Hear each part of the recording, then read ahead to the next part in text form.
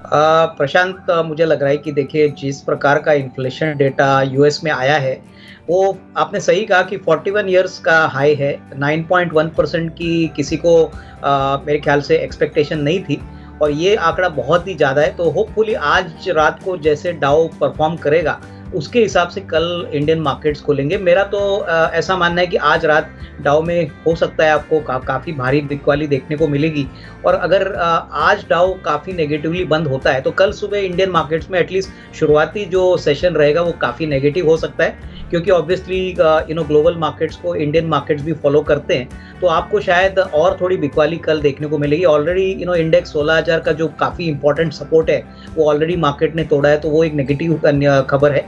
और ये अगर कल आज रात को डाउ गिरता है तो इसमें कोई डाउट नहीं कि कल थोड़ा सा नेगेटिव रुझान के साथ ही मार्केट्स ओपन अप होना चाहिए और उसके बाद कितनी खरीदारी सेकंड हाफ में आएगी वो मार्केट्स की ट्रेंड डिसाइड करेगा। बट डेफिनेटली कल का ओपनिंग सेशन काफ़ी वोलेटाइल रहेगा। हो सकता है शायद आपको गैप डाउन भी मिले, लेकिन उसके बाद दोपहर के सेशन कैसा प्राइस मूवमेंट्स होते हैं वो आगे की ट्रेंड डिसाइड करेगा।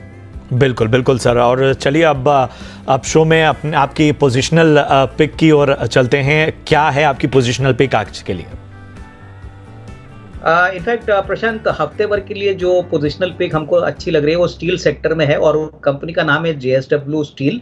हमको लग रहा है कि 558 का यहाँ पे स्टॉप लॉस रख के करीबन अगर हफ्ते भर का या 10 दिन का नजरिया है तो आपको 640-650 का टारगेट मिल सकता है। ऊपरी लेवल से स्टील के कंपनियां में बहुत बिकवाली हो चुकी थी।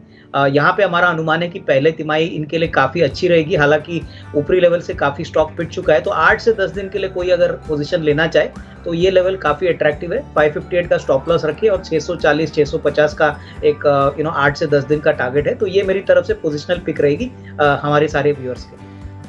तो अविनाश जी की positional pick JSW steel, stop loss रखें 558 का, 8 से 10 दिन का टारगेट अगर रखें तो 650 के लेवल अचीव हो सकते हैं। और सर अगर हम बात करें आपकी लॉन्ग टर्म पिक की तो वो क्या होगी? देखिए, लॉन्ग टर्म पिक प्रशांत, हमको लुब्रिकेंट स्पेस में गल्फ ऑयल लुब्रिकेंट्स पसंद है। जैसे सभी को पता है कि क्रूड के कीमतों में पिछले 1-2 दिनों से काफ़ी भारी बिकवाली आ चुकी है। करीबन 7-8% क्रूड कम हो चुका है। तो ये लुब्रिकेंट कंपनीज के लिए बहुत फायदेमंद बात है, क्योंकि इनका main raw material base oil है जो बेसिकली क्रूड ऑयल से बनता है। फंडामेंटली अगर गल्फ ऑयल की बात करें तो इंडिया का सबसे सेकंड लार्जेस्ट प्लेयर है। मार्च 22 के लिए बहुत ही बेहतरीन नंबर्स कंपनी ने डिक्लेयर किए थे और करीबन 211 करोड़ का प्रॉफिट इन्होंने कमाया था, करीबन 40 रुपए की अर्निंग कमाई थी।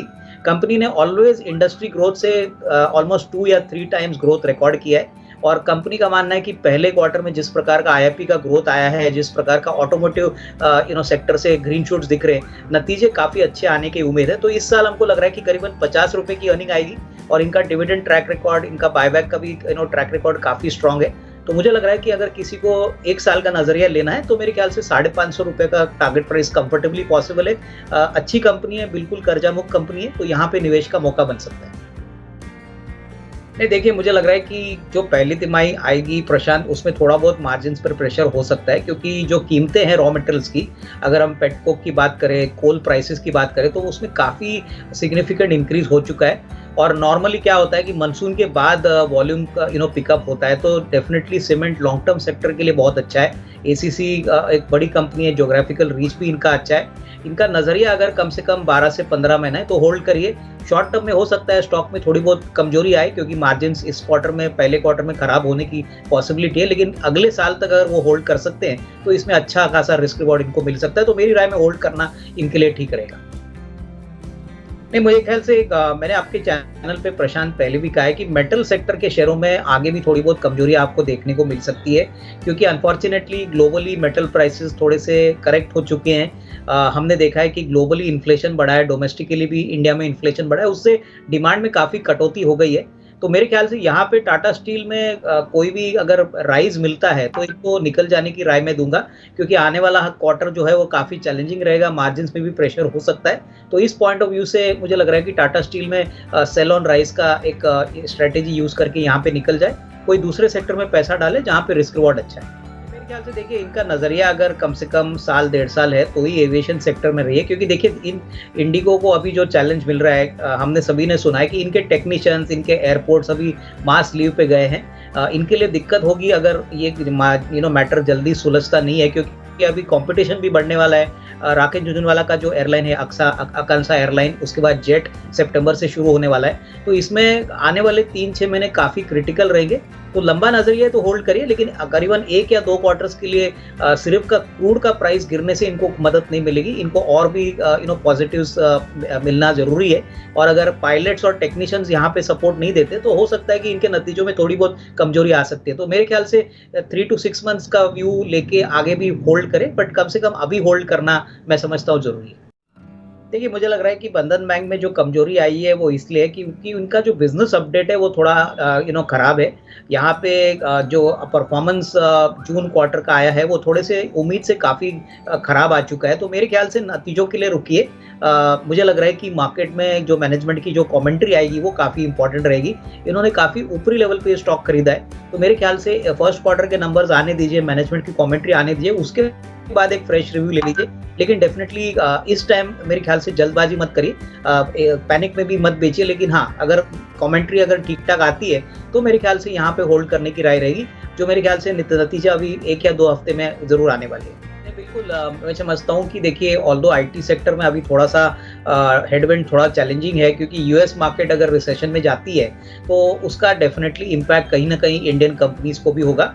बट लॉन्ग टर्म में मुझे लग रहा है कि इनको ये शेयर पकड़ना चाहिए, क्योंकि इनकी ऑर्डर बुक अच्छी है, इनके जो क्लाइंटल अच्छे हैं, प्लस इनका जो ट्रैक रिकॉर्ड है वो काफ़ी अच्छा है, और प्लस रुपया का जो वीकनिंग है उसका कहीं ना कहीं कंपनी को फायदा होगा। तो शॉर्ट टर्म में हो सकता है कि थोड़ा सा स्टॉक में कमजोरी देखने को मिले, लेकिन ऊपरी लेवल पे मुझे लग रहा है इसमें अच्छा रिस्क रिवॉर्ड बन सकता है। तो बने रहे, कम से कम 12 to 15 मंथ्स का टाइम फ्रेम अगर आप रखते हो तो इसमें अच्छा खासा मुनाफा बन सकता है।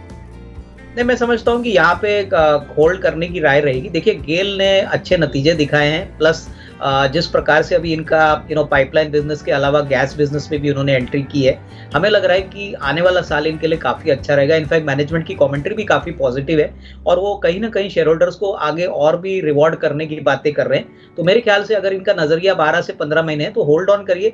हमको लग रहा है कि जिस प्रकार की एनर्जी का जो मार्केट है वो जिस तरह से बढ़ रहा है, स्पेशली गैस मार्केट, गेल डेफिनेटली एक बड़ा प्लेयर होगा, क्योंकि पाइपलाइन बिजनेस में तो इनकी मोनोपोली है। तो 12 से 15 महीने का टाइम फ्रेम रखिए और थोड़ा पेशेंस रखिए, इसमें जरूर मीडियम टू लॉन्ग टर्म में अच्छा रिस्क रिवॉर्ड बन सकता है। नहीं, मैं समझता हूँ, देखिए इन्होंने बहुत ही ऊपरी लेवल पे ये स्टॉक खरीदा है, लेकिन कंपनी फंडामेंटली बहुत साउंड है। अगर इनका नज़रिया कम से कम 1.5-2 साल का है तो ये IRCTC का जो बिजनेस है वो मोनोपोली बिजनेस है, ऑल्दो रेगुलेटेड बिजनेस है, लेकिन ट्रेन एक ऐसी सेवा है जो पूरी कंट्री इंडिया में सभी लोग यूज़ करते हैं और जिसका अनलिमिटेड अपसाइड आपको आने वाले 1.5-2 साल में देखने को मिलेगा। इनफैक्ट होटल का बिजनेस भी काफ़ी अच्छी तरह से ये प्लान कर रहे हैं, और इनका भी जो रेवेन्यू पोटेंशियल है वो काफ़ी सिग्निफिकेंट है। मैं निवेशक को इतना ही कहूँगा, अगर थोड़ा सा ये एवरेज करे करंट प्राइस पे तो इनके लिए जो रिस्क रिवॉर्ड है वो आगे आने वाले 1.5-2 साल में काफ़ी अच्छा होगा, क्योंकि ऑलमोस्ट इनके बाइंग प्राइस से प्राइस आधा हो चुका है। तो थोड़ा सा एवरेज कर लीजिए और 1.5-2 साल का नज़रिया लेके इसको होल्ड करिए। मेरे ख्याल से विप्रो में भी डेफिनेटली शॉर्ट टर्म में थोड़ी बहुत प्रॉब्लम हो सकती है, क्योंकि जैसे हमने कहा कि यूएस में रिसेशन आता है तो डेफिनेटली टेलीकॉम वर्टिकल में भी थोड़ी बहुत कटाई हो सकती है। मेरे ख्याल से थोड़ा सा पेशेंस रखिए, पैनिक मत करिए, कम से कम 6 से 12 महीने का टाइम फ्रेम रखिए, और अगर हो सके तो थोड़ा सा एवरेज भी कर सकते हैं, क्योंकि कल होपफुली बाजार नीचे गिरने के संकेत काफ़ी स्ट्रांग रह गए, और नज़रिया 6 से 12 महीने का रखिए तो ही पैसा इसमें बनेगा। तो मेरे ख्याल से पैनिक में मत बेचिए और प्लीज़ होल्ड ऑन करें, इसमें पैसे